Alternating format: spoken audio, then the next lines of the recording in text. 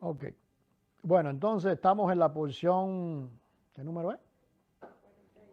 49, que es el, el devarim o el juramento, la palabra de no cometerás adulterio. Y uno de los textos que tenemos en la semana para el devocional y que vamos a estar viendo hoy está en Efesios capítulo 5. Y hoy ha sido extenso el devocional.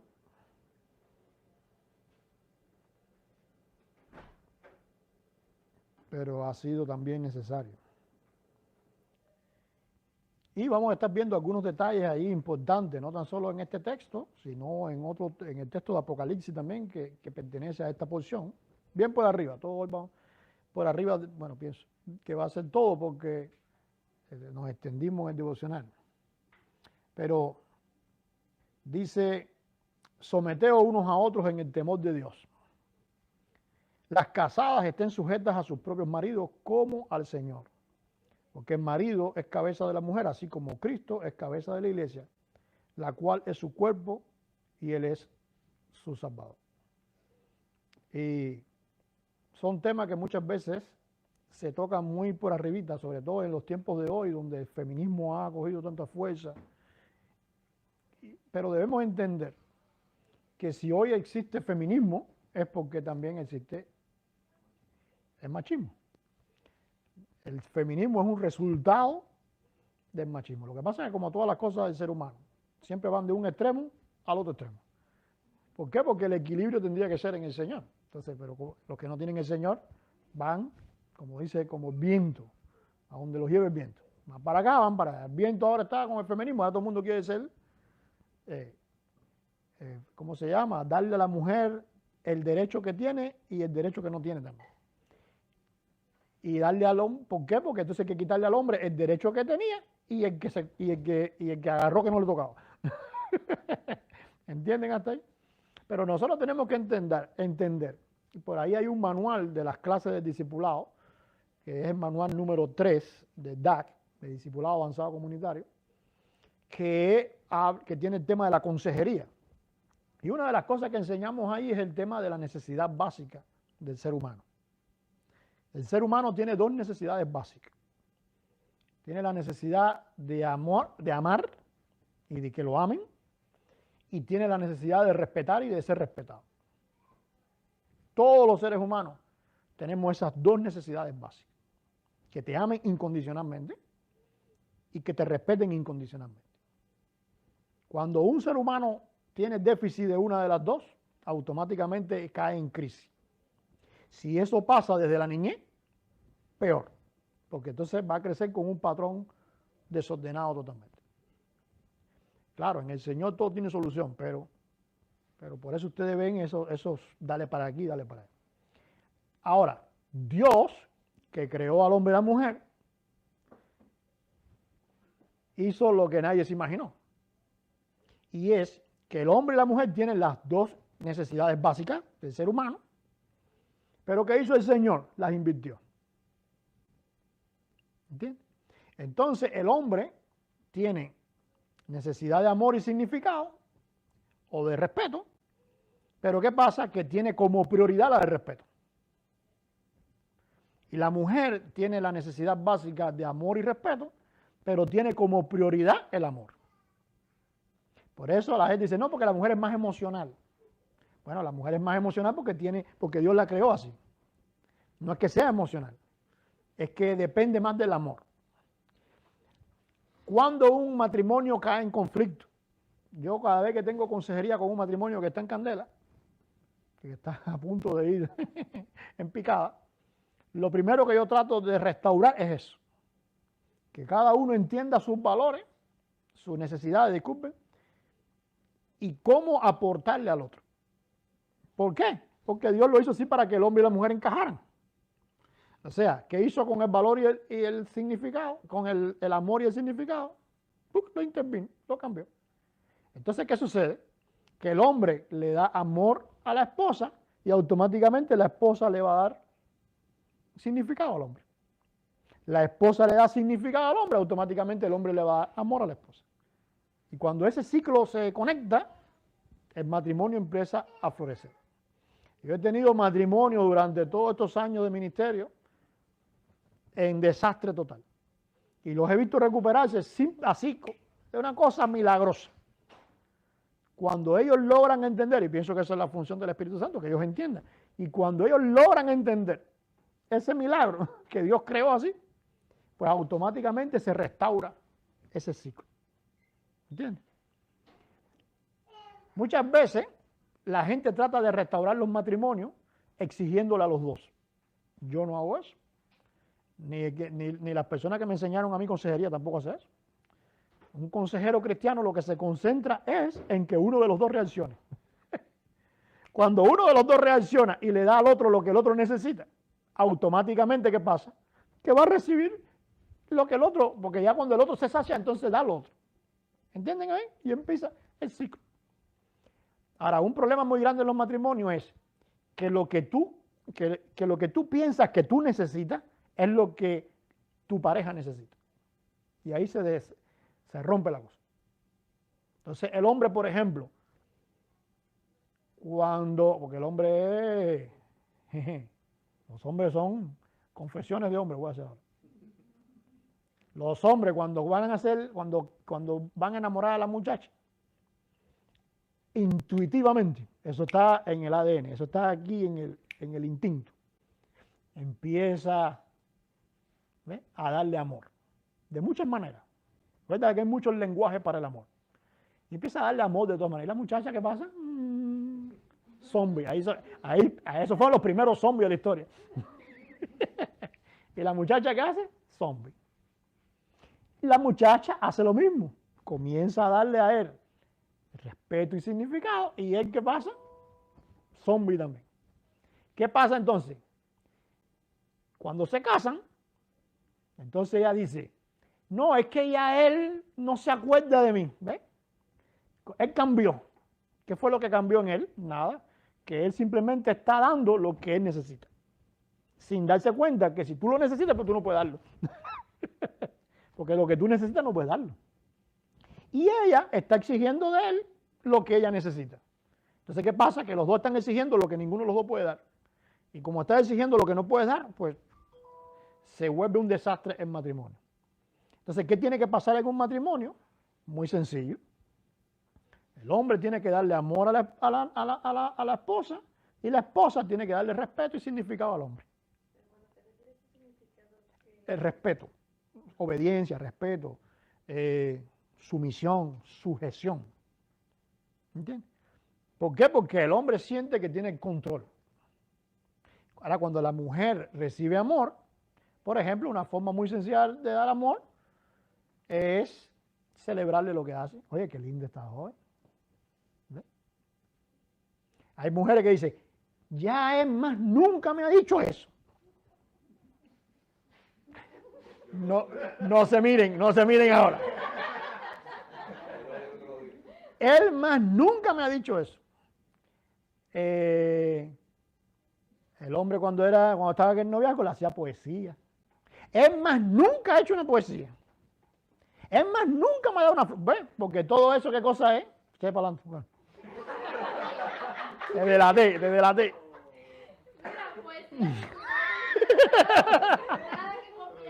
Y ya se olvidaron. Bueno, entonces, no se desespere, que queremos arreglar el matrimonio, no es verdad. Entonces, ¿qué pasa? Que cuando tú empiezas a exigir, no, pero si a mí lo que me gusta es que me respeten, si yo la tengo a ella como una reina. ¿Verdad? ¿Por qué? Porque piensas que dándole respeto, ¿ves? No, ya ella está limpiando y yo no me meto en nada porque hay que respetar lo que ella está haciendo. ¿Ves? Yo no hago nada. Y ella, pero es que tú no me ayudas. Ella no quiere que tú la ayudes. Ella lo que quiere es que tú tengas la voluntariedad. Porque después cuando empieza a ayudar te dice, no me ayudes. Entonces lo que quieren es simplemente que tú, ¿ves? Estés pendiente nada más.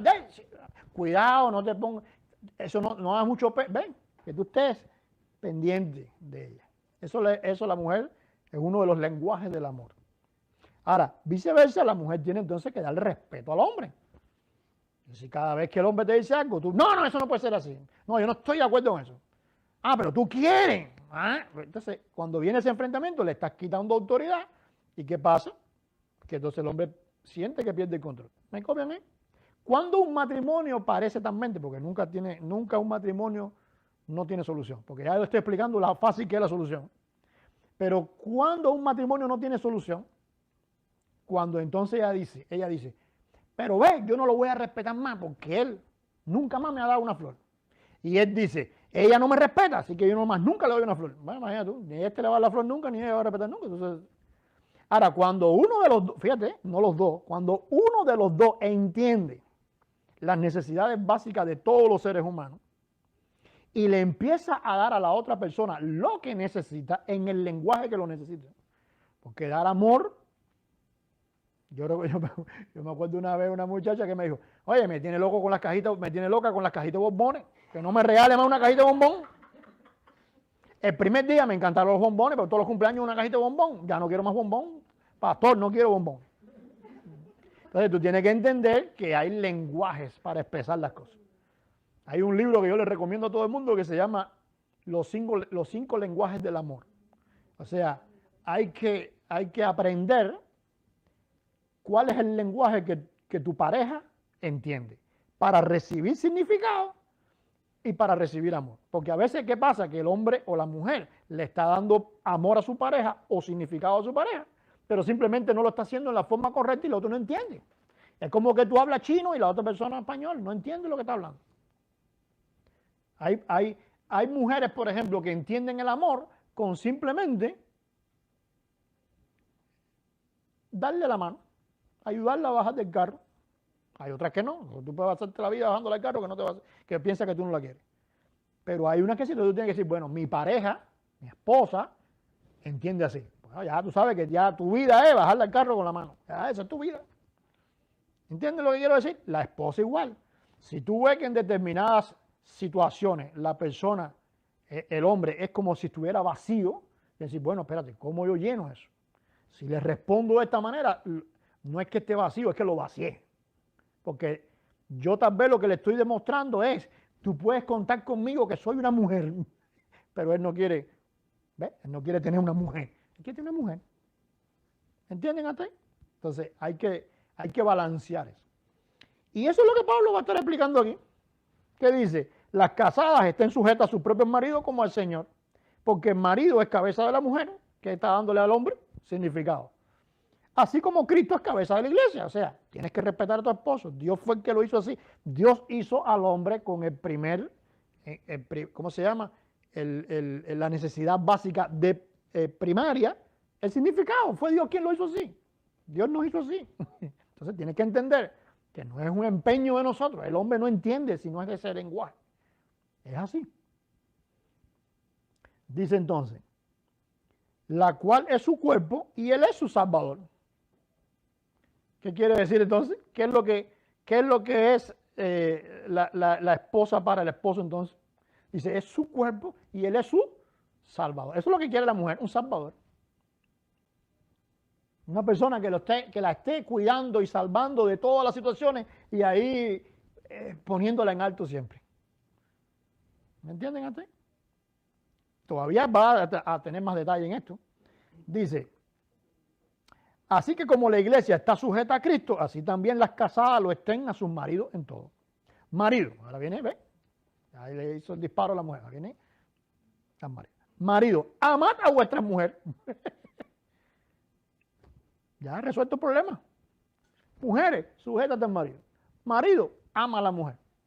Resuelto el problema. Así como Cristo amó a la iglesia y se entregó a sí mismo por ella. O sea, tú tienes que entender que tienes que lograr, y no es que te muera en una cruz, es que tienes que cuando tú te casas, tú tienes que crucificarte a ti mismo.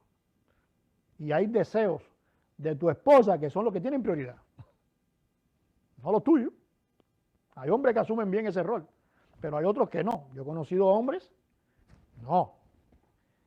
Si vamos a hacer, es lo mío, porque eso es lo que yo quiero. No, pues, bueno, eso es lo que tú quieres. Hay que darle el lugar. Dice, y se entregó a sí mismo por ella para santificarla. Ahora escucha, para santificarla, ¿por qué? Porque cuando tú le das el amor, ¿qué tú estás haciendo? Dándole el lugar. Primero cuando dice, ella se sujetó, y entonces dice, para que él la salve. O sea, ella se sujeta y él la salva, ¿ves? Ella le dio significado y él le dio amor. Ahora en este caso dice, él le da amor y que dice, para santificarla. A fin de presentársela a sí mismo una iglesia gloriosa, que no tenga mancha ni arruga, sino que fuese santa y sin mancha. O sea, cuando tú le das el amor, automáticamente tú estás santificando a tu esposa, porque ella entonces empieza a actuar como debe actuar. Claro, no vayas a pensar que hoy tú le diste una flor y mañana, y a los 5 minutos ya ella...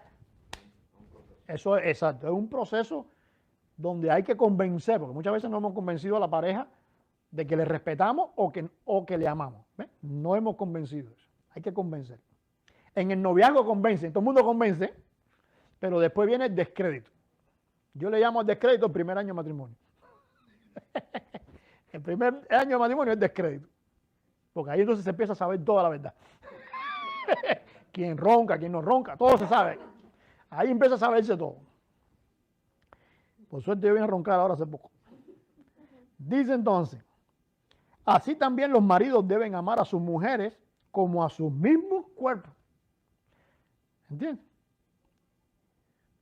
El que ama a su mujer, a sí mismo se ama. Porque si tú quieres que te respete, dale amor y automáticamente ella te va a respetar. Pero si tú la obligas a que te respete, ahí viene el machismo. Si tú obligas a que te respete, ya estás cometiendo un error. Porque te va a respetar hasta un día. O te va a dar candela un día. ¿Me entiendes? Te va a respetar hasta un día o te va a dar candela. Entonces no puede ser a la fuerza. Es como Cristo. ¿A quién Cristo obligó para ir al cielo? No amó. Con amor no fue todo. Todo ha sido con amor. ¿Cómo nos trata Él a nosotros? Cuando tú pecas y tú cometes el error más grande del mundo, ¿cómo te trata Dios a ti? ¿No te trata con amor? De esa misma forma. Dice, el que ama a su mujer, a sí mismo se ama. Porque nadie aborreció jamás su propio cuerpo, sino que la sustenta y la cuida, como también Cristo a la iglesia. Porque somos miembros de su cuerpo, de su carne y de sus huesos. Esto es ahora que dijo, ¿recuerda lo que dijo Adán? Esto es ahora, y eso que él no estuvo despierto, no fue anestesia local, que él vio cuando sacaba botella, no, él simplemente la vio. ¿Y qué fue la exclamación de él? Aparte de decir, ¡wow! Aparte de eso, ¿qué fue lo que dijo? Esto es ahora carne de mi carne, hueso de mi hueso. Claro, acuérdate que Adán no era ningún prehistórico esto en una cueva con un... Sí. No, eso es un cuento de película, eso no es la vida real, porque Adán, en primer lugar, vivía en un lugar que él no necesitaba de nada. Y tenía controlado todos los animales, él solo. ¿Cómo lo hacía? No sé. Pero los tenía controlado y le puso nombre a todos los animales. O sea, Adán era la mente más grande que ha habido sobre la tierra. El único que puede compararse con Adán, ¿quién es? Jesús. Más nadie puede compararse con Adán. Por eso la Biblia dice, y se extendía sobre la tierra. Oye, ¿cómo era eso? No tengo la menor idea. Pero la Biblia es del único ser humano que dice, se extendía sobre la tierra. Entonces Adán no era ningún tonto. Cuando hizo así que la miró automáticamente, no tuvo que hacerle una prueba de ADN ni nada de eso. Digo, esto es ahora hueso de mi hueso, sangre de mi sangre, carne de mi carne. Esto soy yo. Te tengo que cuidar. ¿Entiendes? Dice entonces, por esto dejará el hombre a su padre y a su madre y se unirá a su mujer y los dos, y fíjate lo que dice aquí, y los dos, ¿qué cosa? Sí, pero aparte de serán, no son. ¿Por qué dice serán? Porque es un proceso. O sea, no es que te casaste y mañana ya tú no tienes problema en tu vida. Yo digo que el matrimonio, ¿qué cosa es?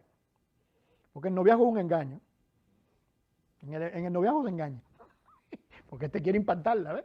Y ella quiere impactarlo a él. Entonces, están en ese... No, esto me lo llevo yo. Sí, no, yo me imagino. Hay gente aquí que lo han ido a buscar lejos, al infierno, han ido al infierno a buscarlo.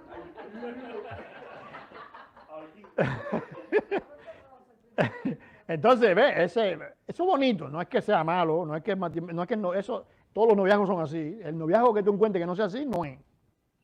Ahora, después viene el matrimonio. Entonces, ¿qué cosa es la boda? La boda es el campeonato mundial de artes marciales. Ahí van a decir, a Jimmy. ¿Entiendes? Es dos trenes que van a venir a chocar de frente. ¿Entiendes? Entonces, el primer día, hay matrimonios que la luna de miel ya se divorciaron. La luna de miel. Y yo tengo testigos de eso. Yo tengo historia. Porque yo tengo, mi abuelo, ese segundo matrimonio duró un día. Un día. Y tú sabes por qué fue la discusión.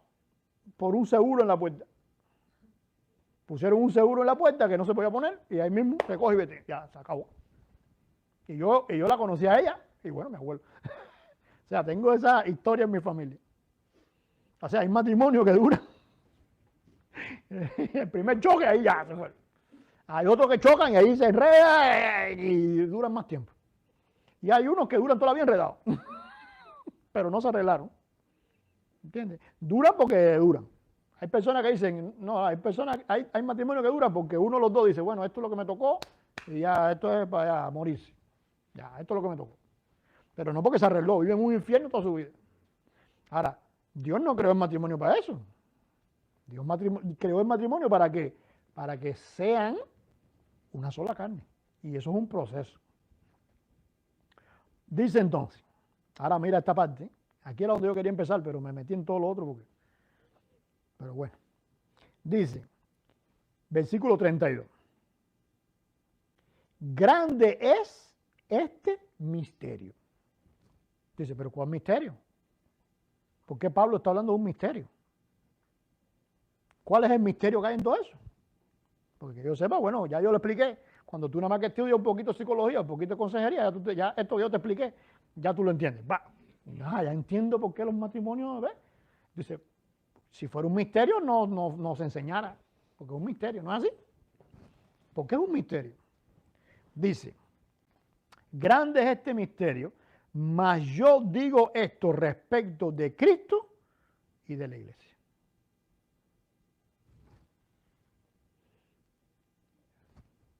¿Por qué Dios no creó a Adán solo?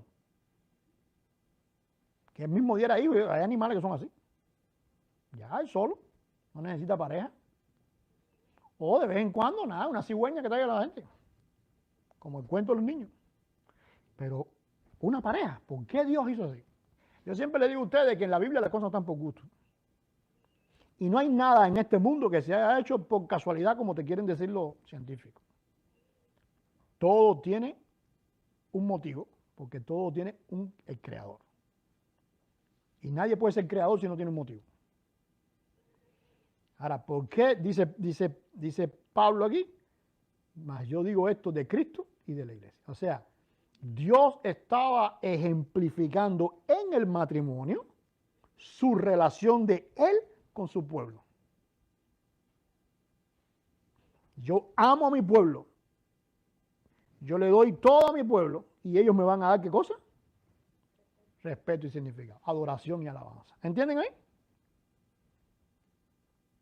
Entonces, ese es el misterio. Por eso es que Dios pone en los devarim, no adulterio.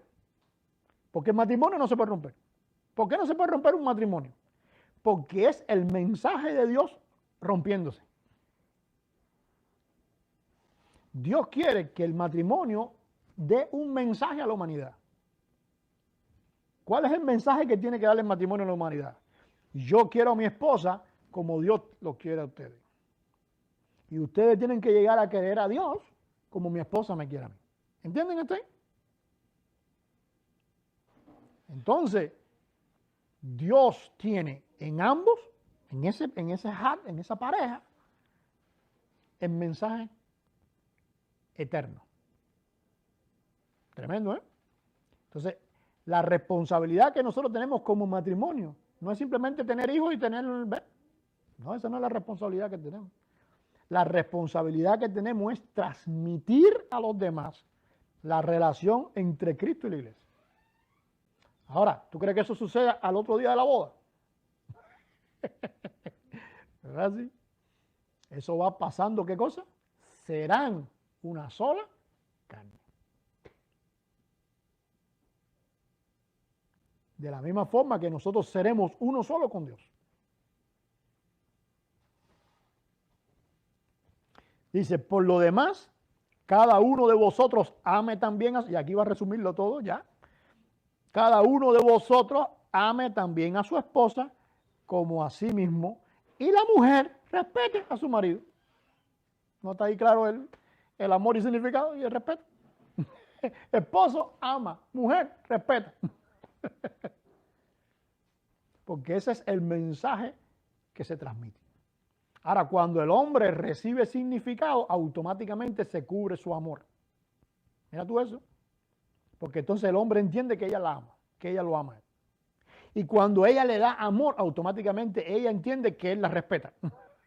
Porque él le está dando el significado. O sea, son las dos cosas. Por eso son los dos valores. Ahora, si tú te pones a buscar en tu pareja, el varón se pone a buscar en la pareja significado, amor. No, porque el amor tú lo vas a cubrir cuando tenga el significado. ¿Entienden hasta ahí? Hay parejas que se enamoran, ese amor a primera vista, y después duran ¿cuánto? No todas, pero muchas. ¿Duran cuánto? Poquito. ¿Por qué? Porque uno de los dos se quedó con el amor, con la primera vista ese. Pero el matrimonio es más cosas. Imagínate tú, la primera vista de Lincoln mío no tiene nada que ver con la vista de ahora. La vista de ahora está deformada completamente. De frente tenía pelo. O sea. Entonces, hay otra cosa ahí. Hay cosas más profundas. Ahora, vamos a pensar qué tiempo llevamos. 50 minutos. No, puede ser. 30. Ah, no. Entonces, ahora ponte a pensar, ¿dónde estaba Eva? ¿Dónde estaba Eva cuando Adán estaba poniéndole nombre a los animales?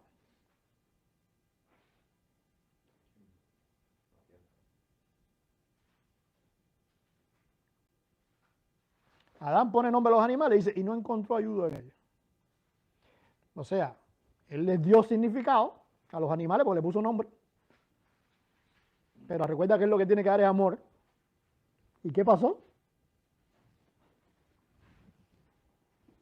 Había un vacío ahí. ¿Dónde estaba Eva? ¿Dónde vivía Eva en esa época? En él. Pero él no lo sabía. Ella estaba dentro de él y él no lo sabía. ¿Cuándo fue que él lo supo? Cuando la vio afuera. Cuando la vio hecha. Ahí fue que pero antes estaba en él. De esa misma forma, nosotros estábamos en Dios antes de ser creados. Dios nos concibió, dice por allá por el libro de Efesios, capítulo 1, si mal no recuerdo, que dice que Él nos bendijo desde antes de la fundación del mundo. ¿Dónde estábamos nosotros? Si yo soy de los yo soy de 5.000 años después. ¿Dónde estábamos nosotros? En la mente de Dios, en el corazón de Dios. Un buen día nacemos. ¿Dónde estamos? Fuera. Yo estuve en la mente de Dios ¿hasta cuándo? Hasta el día que nací. Cuando nací, ¿dónde estoy? Ya afuera. ¿Qué tiene que pasar ahora? Cuando yo nazco, ¿qué hace Dios? Esto es ahora, ¿qué cosa? hueso de mi hueso. ¿Y qué se supone que tiene que pasar conmigo entonces en mi vida? Que yo me pase mi vida con él, dándole respeto, dándole adoración, dándole significado. ¿Es así? Entonces, por eso es que somos su novia, su esposa. Ahora, ¿qué pasa cuando una esposa no es fiel? O un esposo, pero en este caso la esposa. ¿Qué cosa es? Adulterio. ¿No es así? Entonces, ¿en qué nos convertimos nosotros un día? En adúlteros. Todos somos adúlteros. Todos adulteramos. ¿Por qué? Por el pecado. ¿Y qué pasa entonces? Que Él entonces va a prepararnos, va a santificarnos, va a purificarnos. ¿Cómo lo hace Él? Con su amor, pendiente de nosotros, impactándonos. Ahora, hay personas que eso no lo van a reconocer nunca. Su soberbia y su soquetería no se lo permite, es su pecado. Pero vamos a tener entonces personas que van a aceptar eso, se van a beneficiar de eso y después ¿qué van a hacer? Van a traicionar de nuevo. ¿Entienden ahí? Y eso es lo que pasó con el pueblo de Israel. Por eso tenemos a los profetas que llaman a Jerusalén la ramera. Eres una ramera. En griego es mucho más, es duro. Porque en griego la palabra para ramera es la misma palabra que nosotros tenemos para pornografía. La pornográfica. O sea, no eres ramera. Ya tú eres... Porque hay rameras que están bien vestidas, ¿ves? Como las geishas allá de Japón, ¿no? Que son de clase, son rameras de clase. No, pero ya tú eres una ramera que sale pornográfica para la calle a buscar. ¿Ya entienden? Entonces, así como le llaman. Vamos a ver un momentico Apocalipsis capítulo 17. Porque ya tenemos la imagen de la verdadera, ¿verdad? Y de cómo ser verdadero. Ahora vamos a ver la imagen de lo que es ramera y adulterio. Entonces, en Apocalipsis capítulo 17,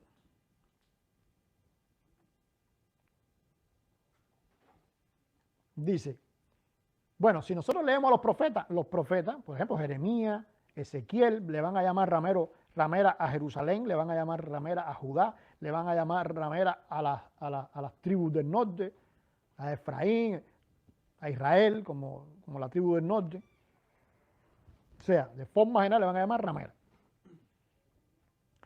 Y aunque no vamos a leer todo, pero yo les recomiendo que después de haber escuchado esto hoy, usted lea el capítulo 18 completo y el 19 de Apocalipsis. Y lo va a entender mucho mejor. Bueno, algunas cosas. Pero lo principal es entender quién es esa ramera que está hablando aquí. Hay otras, pero la que está hablando aquí. Dice entonces, vino entonces uno de los 7 ángeles que tenía las 7 copas y habló conmigo diciendo, ven acá y te mostraré la sentencia contra quién. Entonces, no es que sea la única, pero es la gran. Es la más grande de todas las rameras. Hay otras rameras. Hay mucha gente que no se han convertido, son rameras. ¿Sí? Pero ¿quién es gran ramera? Dice, la que está sentada sobre muchas aguas. Y después más adelante va a decir que las aguas son las muchedumbres. Unos versos más abajo. O sea, entonces está hablando que la ramera aquí no es una persona, sino es ¿qué cosa? Es mucha gente. Es más, pudiera ser una institución, pero pudiera ser más que una institución, una característica en determinado grupo de personas gigantes, porque es grande. Dice entonces, la que está sentada sobre muchas aguas, con la cual han fornicado, tenido relaciones sexuales, los reyes de la tierra. Y los moradores de la tierra se han embriagado con el vino de su fornicación. Entonces, espérate, ¿cómo que con el vino de su fornicación? Bueno, tú sabes que casi siempre en donde hay ese tipo de orgía hay alcohol también. Y hay esas cosas. Pero dice aquí vino de su fornicación. O sea, que ¿quién le dio el vino a los reyes? Los reyes no fueron los que le dieron el vino a ella. Ella fue la que le dio el vino. ¿Entiendes? Y me llevó en el espíritu al desierto y vi a una mujer sentada sobre una bestia escarlata llena de nombres de blasfemia, que tenía 7 cabezas y 10 cuernos.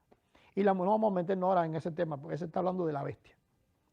Pero vamos a verlo. Pues, dice, y la mujer estaba vestida de púrpura y escarlata, o sea, ella es reina. Ella no, o sea, no tiene necesidad de ser prostituta, porque ella es una reina. ¿Por qué es una reina? ¿De dónde sacó su riqueza? De los reyes, porque ella lo tiene saqueado. Los reyes se creen que ellos la dominan a ella, pero no es así. Ella es la que domina a los reyes.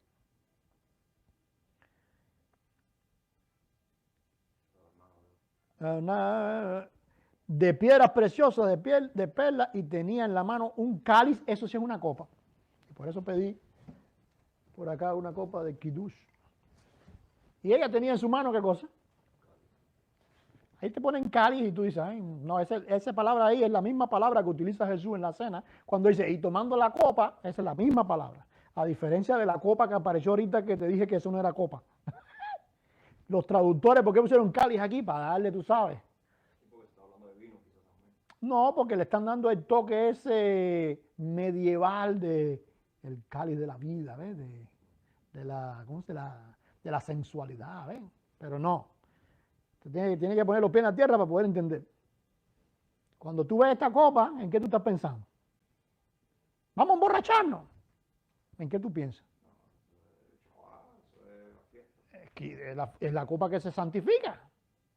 Es la copa de la armonía. Es la copa de la amistad. Es la copa de la sinceridad. Es la copa del amor. Es la copa que representa una cantidad de cosas tremendas. ¿No es así? Vamos a seguir. Por eso es que ellos le dan el cáliz para tratar de... Porque como pusieron copa primero, entonces tiene que poner cáliz para... Pero no, hubieras quitado copa primero y hubieras puesto otra cosa. Bueno, entonces dice... Ya esos son problemas de los traductores. Y tenía en la mano una copa de oro llena de abominaciones y de inmundicia de su fornicación. Dice, pero bueno, ¿cómo puede haber allá adentro fornicación? ¿Cómo puede haber allá adentro? ¿De qué? ¿Qué quiere decir eso? Y en su frente un nombre escrito, un misterio. Babilonia la Grande, la madre de las rameras y de las abominaciones de la tierra.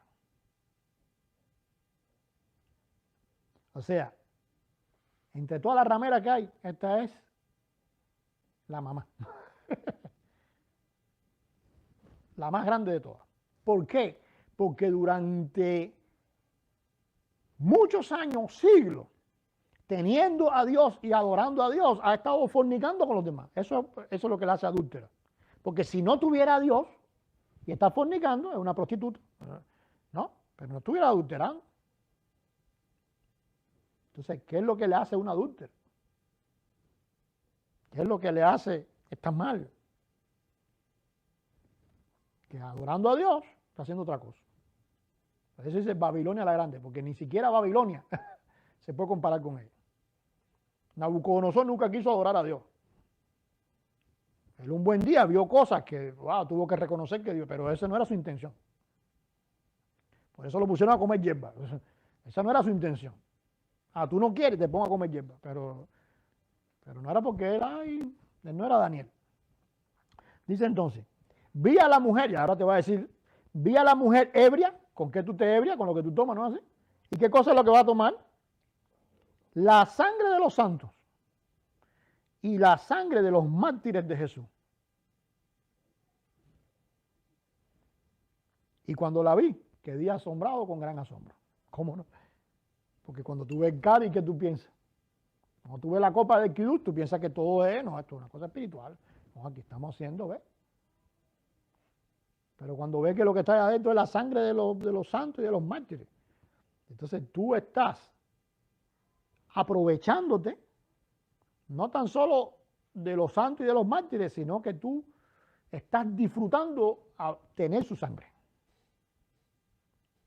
Mucha gente interpretó esto a lo largo de la historia. Usted lee los libros de Apocalipsis, interpreta eso como que es la Iglesia Católica. Y automáticamente piensa que los santos, sí, pero esto no, dice que bebió la sangre. ¿Por qué? Porque van a hablar de la Iglesia Católica en la Inquisición, pero tú tienes que pensar que la Iglesia Católica tuvo 13 siglos, no la Inquisición nada más. La Inquisición fue lo último, ya la última cosa que hizo. ¿Ya me entiendes? Pero no de los 13 siglos. Hizo eso. ¿Entienden hasta ahí? ¿Quién hizo eso? ¿Quién disfrutó que mataran a Esteban? Es lo mismo que decían los profetas. Entonces aquí está hablando de Jerusalén. Y va a hablar de Jerusalén por ahí hasta el capítulo 18 y te va a narrar increíblemente hasta los reyes que pone ahí y de la forma que los menciona. Te va a hablar del momento en que Jerusalén fue destruida y que no quedó piedra sobre piedra. Por ejemplo, a ver si te cito algún texto.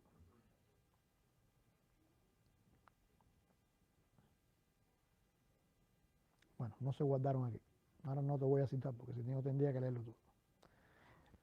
Dice entonces, ahora no quiere decir eso que la Iglesia Católica no esté mal. No quiere decir eso. Más adelante se va a hablar de ella.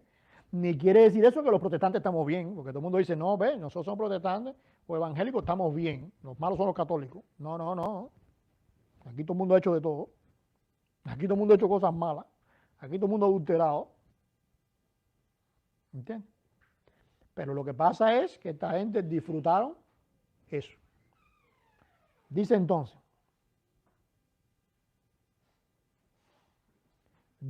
yo te diré el misterio de la mujer y de la bestia que la trae, la cual tiene 7 cabezas y 10 cuernos. La bestia que has visto era y no es, y está por subir del abismo e ir a la perdición, y los moradores de la tierra, aquellos cuyos nombres no están escritos en la fundación, se asombrarán viendo la bestia que era, no es y será. Esto para la mente que tenga sabiduría. O sea, ahí te está diciendo que tú no puedes leer literalmente. Dice, para la mente que tenga sabiduría. No es, si tú lees literal te perdiste, porque esto no está hecho para que tú lo entiendas literal.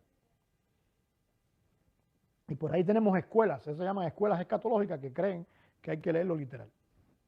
Ahí te está diciendo, para la mente que tenga sabiduría. Si fuera literal, no hay que tener sabiduría, lo que lee ahí es lo que es.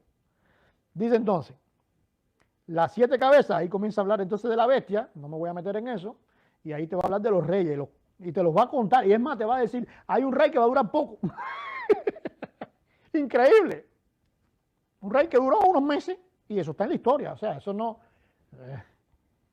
es increíble, de la forma que se describe tan bien eso. Dice debajo.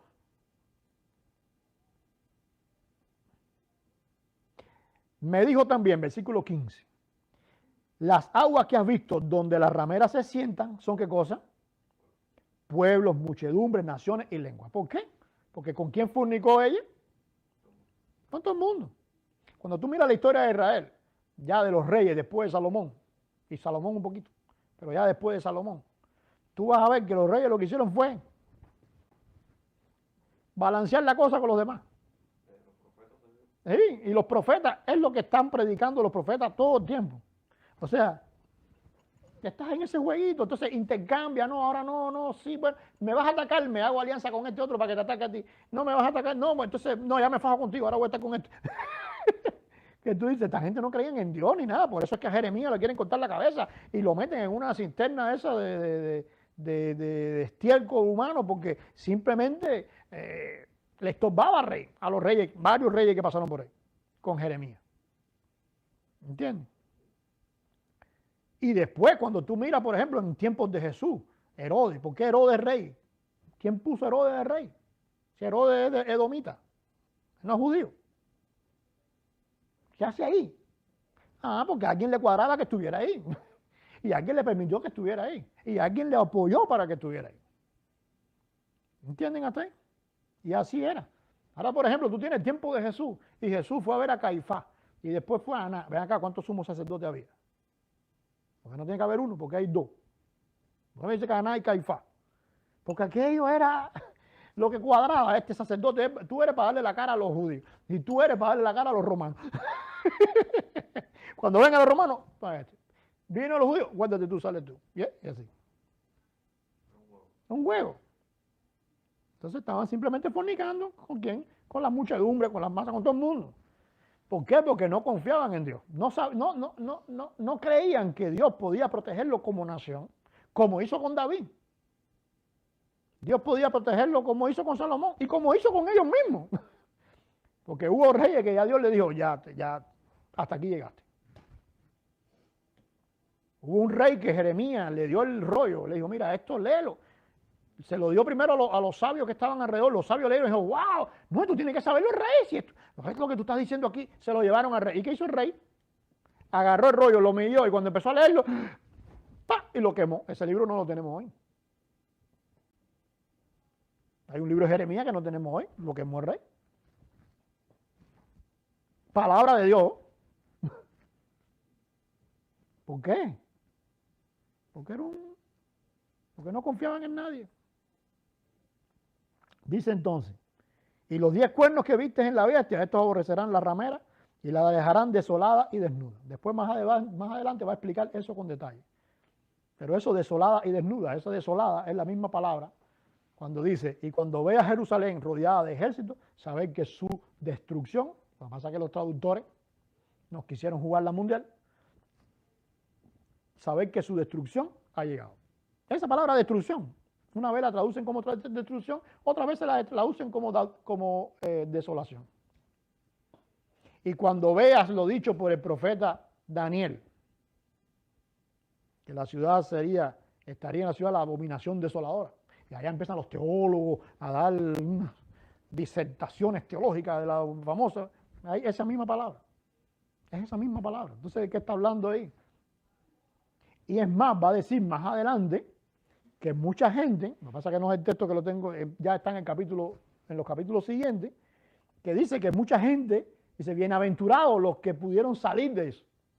¿Quiénes salieron de eso? Los que escucharon la profecía de Jesús, el Mesías, hablándole a la gente, y le dijo, cuando vea la ciudad rodeada de ejércitos, sabed que tu destrucción ha llegado. Por tanto, si hay dos en el campo, uno de esos, sale el otro. Hay de la mujer que está embarazada, porque la que está embarazada no puede correr. Ora para que no sea en invierno, porque si es en invierno, el frío no te va a dejar correr tampoco. Porque aquí no va a quedar piedra sobre piedra. Así de sencillo. Hasta hoy no hay piedra sobre piedra. Porque eso que tú ves de Jerusalén, eso que tú ves del templo, eso no, ahí no está el templo por ningún lado. Eso está para abajo. Y lo que le llaman la piedra de la cúpula de la roca, que ellos dicen que esa piedra era, eso es mentira. Eso está más para abajo todavía. Esa piedra es parte de un muro que se cayó ahí. Eso no es eso. Porque por eso debajo hay una cueva, que es donde oran los musulmanes más elevados. ¿Entienden lo que quiero decir? O sea, escucharon la profecía.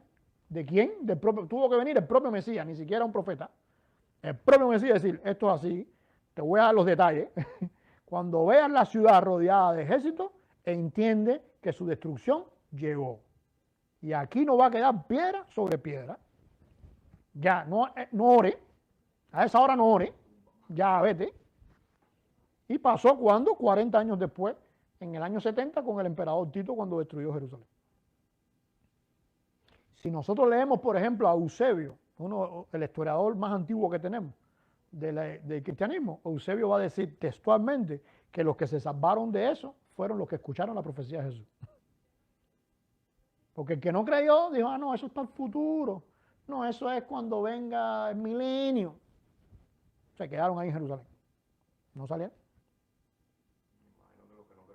Claro, ahí nadie creía en el milenio, pero bueno. Los que no creían, ahí se quedaron. Inclusive ellos mataron, hicieron cosas con tal de que la gente no saliera. Fíjate tú hasta dónde llegó la cosa.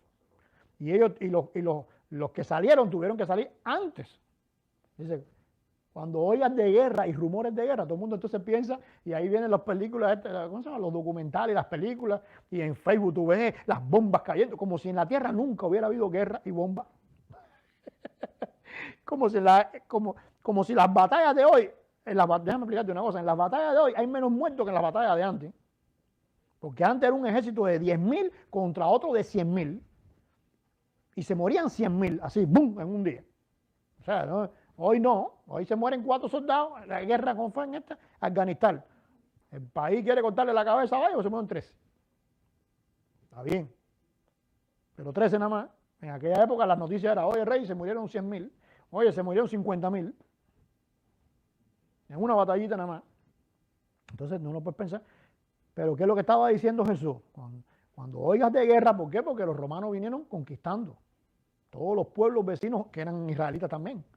Y vieron hasta que llegaron a Jerusalén. Eso no fue así, cogieron un helicóptero y llegaron a Jerusalén.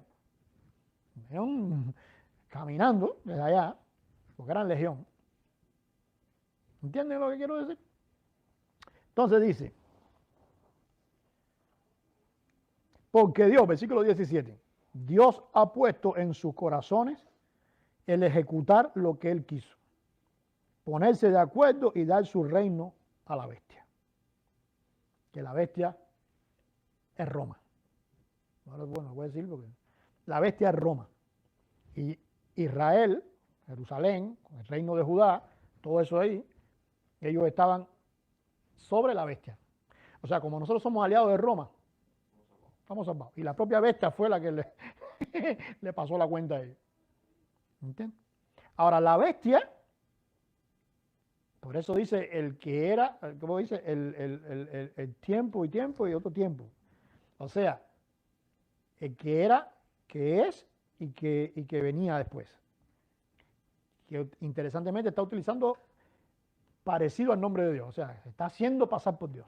No lo es. Pero Roma fue un imperio, el imperio que más largo ha tenido, que más tiempo ha tenido. Siglos, no siquiera. Yo puse un video no hace mucho, que se lo mandé por ahí, de todos los emperadores que han pasado. Y pasa emperadores. Me acuerdo que se lo mandé a Hugo allá en Centares y dice Hugo, yo no sabía que me cansé de ver emperadores, yo no sabía que habían pasado tantos emperadores por ahí. Te cansas de ver emperadores. O sea, un imperio que duró. Pero fue un imperio que hizo una metamorfosis y no ha dejado de existir, aunque tú no lo veas hoy, no dejó de existir. Porque las leyes que nos rigen a nosotros no es la ley de la Torá. Las leyes que nos rigen a nosotros es el derecho romano. Por eso en todas las escuelas de abogacía en el mundo se estudia derecho romano. Porque el derecho se basa en el derecho romano. Es el pensamiento romano y la forma de ser romano.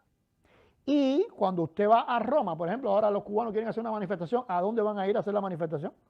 Al Vaticano. ¿Ante quién? ¿A quién quieren ver ahí?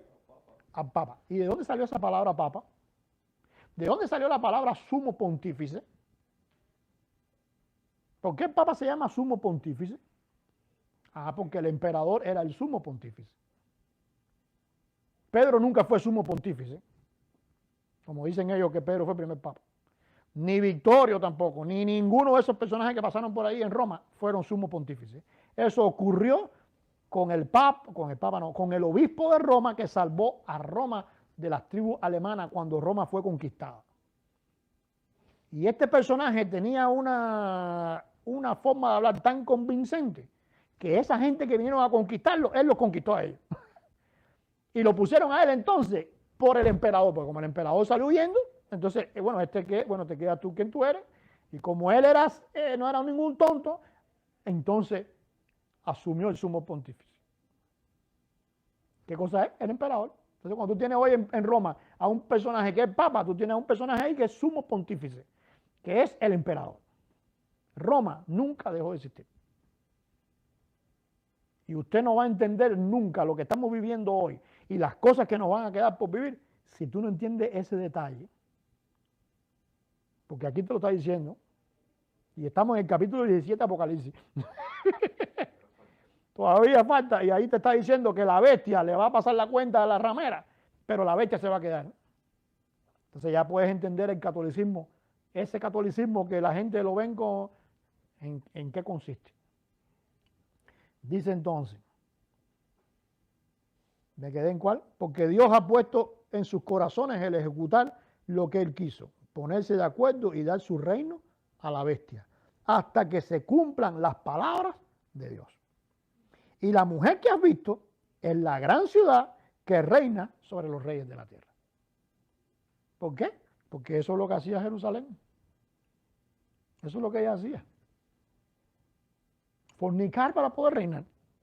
¿A través de qué? No era porque ellos, no es como Roma, que Roma iba a conquistar, o el rey David, cuando los filisteos, él fue y liquidó a los, no. Esto no, porque esto lo hacen como ramera, es una ramera. ¿Cómo conquista? Y hasta hoy, por eso es que tú ves que hay un sionismo en Israel y hay un rabinato ortodoxo que nunca ha estado de acuerdo con los sionistas. No vaya a pensar que Netanyahu todos los judíos lo querían. Ni el que está ahora tampoco. Ni a Simón Pérez, ni a Isaac Rabin, ni a ninguna de esa gente, ni a Ben Gurión, a ninguna de esa gente. Los ortodoxos, inclusive cuando empezó la emigración a Israel, los ortodoxos no querían ir. Por eso tú ves hoy que tú vas allá a Pensilvania y o a Nueva York y hay tantos judíos ortodoxos allá en Nueva York que tienen hasta barrios de ellos. A mismo en Cape Coral tú vas acá abajo y ahí tienes el barrio de ellos. ¿Por qué? Porque algunos de ellos no están interesados en regresar para allá hasta que no venga el Mesías, porque esta gente son unos traidores. Algunos de ellos, porque ya con el tiempo le han dado, como son rameras, y entonces entran en el contubernio. ¿Ya me entiendes? Porque así funciona la ramera. Yo te doy, tú me das. Estamos ahí. Entonces, yo te pago, tú me pagas. Tú me cuidas, yo estoy contigo. Es Roma imperial, que es la que va a acabar con la ramera. Y la gran ramera es el centro de Jerusalén. Pero es esa, porque no son todos los judíos. Recuerda que el mismo Pablo dice, no, porque yo también soy judío. ¿Ves? Y este que está escribiendo aquí es Juan, que es judío. Siempre ha habido un remanente fiel, que es entonces la esposa verdadera. ¿Ya entiendes?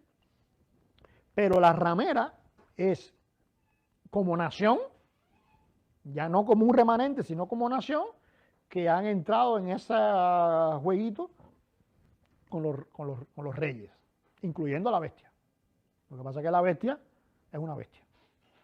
Pero esa bestia va a sufrir una metamorfosis que va a dejar de ser imperio visible para ser entonces un imperio solapado. Imperio por abajo del telón. ¿Me entiendes? Que es el catolicismo. Y el protestantismo, porque también esa bestia va a dar otros giros también. Esa otra bestia va a hacer otras metamorfosis y va a tener sus aliados también, que es ese protestantismo que muchas veces nosotros no conocemos, que no nos enseñaron a nosotros los bautistas, por ejemplo, o los pentecostales. Nosotros nos enseñaron que los protestantes eran bautistas. No. Hoy en día, cuando tú hablas de protestantes en Europa, estás hablando de ejércitos que se matan entre ellos. ¿Ya me entiendes?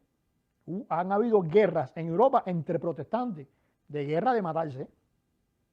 Que tú dices, pero eso no me lo contaron a mí en historia de la iglesia. Así, pero pasa.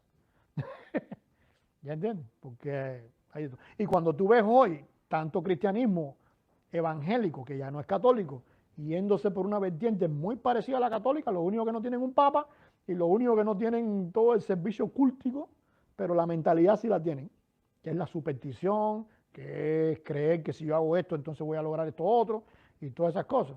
Te vas a dar cuenta que es un virus. Exacto, es un virus que está dentro de la cosa. Ahora, dentro de Israel hay un remanente que es la novia, la que hablamos al principio. ¿Ves? La que no fornica, la que no adultera, la que le da el honor a la esposa. Ese remanente también existe dentro del catolicismo, porque Martín Lutero era católico. Y como mismo Martín Lutero salió del catolicismo, han habido otros católicos que no han salido del catolicismo, se quedaron. Martín Lutero no quería salir, a él lo sacaron, a él lo expulsaron. Pero si no lo hubieran expulsado, se hubiera mantenido dentro de los católicos y todos nosotros fuéramos católicos. ¿Entiendes? Ahora, dentro de los católicos también hay un remanente. Dentro de los bautistas hay un remanente. Dentro de los evangélicos hay un remanente. Que en una congregación X haya un mensaje más claro que en otra. No, eso no se quita. Hay congregaciones que tienen un mensaje bíblico más claro que otros que lo tienen un poquito más distorsionado. Y hay otros que lo tienen perdido completo. Pero ese remanente real va más allá de un simple conocimiento. o de una simple doctrina. Tú crees en esto, eres verdadero. Crees en esto, tú no eres verdadero. Es más que eso. Porque tiene que ver con la relación que tú tengas con el esposo. Si tú tienes una relación de respeto con él y él te da amor y tú le das significado, porque naciste de nuevo y eres capaz de dar eso, saliste de lo que era el adulterio, pues entonces tú eres parte de ese remanente. En donde estés. ¿Entiendes lo que quiero decir? Con eso no estamos hablando de que tú eres santero y hay santeros que son... No, eso no tiene que ver. ni estamos diciendo tampoco que hay budistas que... No, ahí no hay remanente. Eso no tiene remanente. Remanente tiene los que están en lo correcto, en la verdad. Exacto. Lo que sucede es que aún teniendo la verdad pudiera estar en lo incorrecto. Por eso dice Pablo, si alguno se cree firme, mira que no se caiga. Porque en esa firmeza hay que tener cuidado. ¿Entiendes? Entonces, ahora, hay muchos esposos. Yo he tenido esposos, por ejemplo, en mi oficina, que me han dicho, no, porque es que a ella lo que hay que hacerla sufrir, para que sepa lo que es que yo no esté. Entonces busco una oportunidad para hacerse bravo, agarrar sus chelines, me voy, para que ella sepa sola cómo se vive. Es una táctica, a veces da resultado, pero el objetivo ¿cuál es? El objetivo no es irse, el objetivo ¿qué cosa es?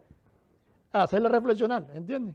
Lo mismo hace ella, no, ya yo no le digo más nada, un día sin hablarle, para que él sepa, ¿me entiendes? Algunos hasta se van, pero eso son los menos. Aquí en los Estados Unidos sí se pueden ir. Aquí sacan una habitación y se van a casa. Pero entonces, ve, creando ese tipo de presión para lograr un resultado. Ahora, cuando tú estás creando ese tipo de presión para lograr un resultado, hay cosas que no estás teniendo en cuenta. ¿Qué cosas? Que pudieran cerrarte la puerta y no vieran más nunca. ¿Ya me entiendes? O que cuando salgas te puedes encontrar con una que te llene la cabeza o uno que te llene la cabeza y tú mismo te quedas en un conflicto.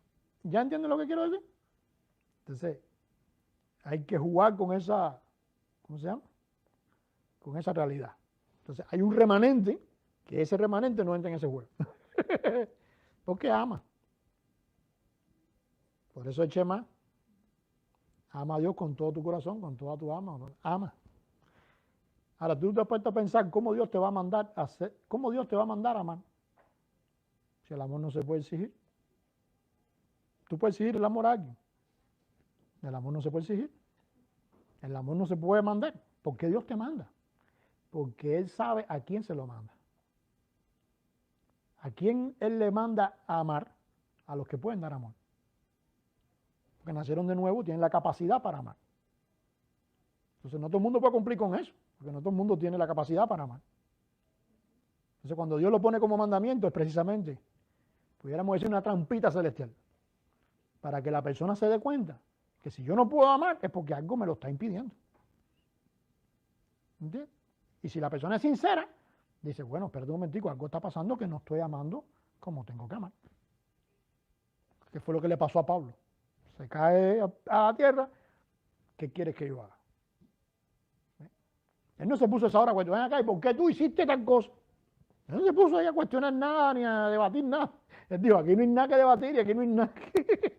Si yo realmente, sí, yo te estoy persiguiendo, porque en realidad yo te amo. Lo que pasa es que yo pienso que esta gente son malos, pero yo te amo. O sea, yo amo a Dios. ¿Qué quieres que yo haga? ¿Qué respondió Pablo ahí? Eso es amor. Por eso tú ves que Jesús podía haberle dicho, ven acá, tú no fuiste que mataste a Esteban. A ver, ¿cuál era tu alarde? ¿Tú crees que Jesús no podía haberle dado un buen piñazo ahí? Se lo merecía. Aparte, si nada más que apareciendo lo tumbó, dime tú si le llega un piñazo. Pero Jesús no hizo eso.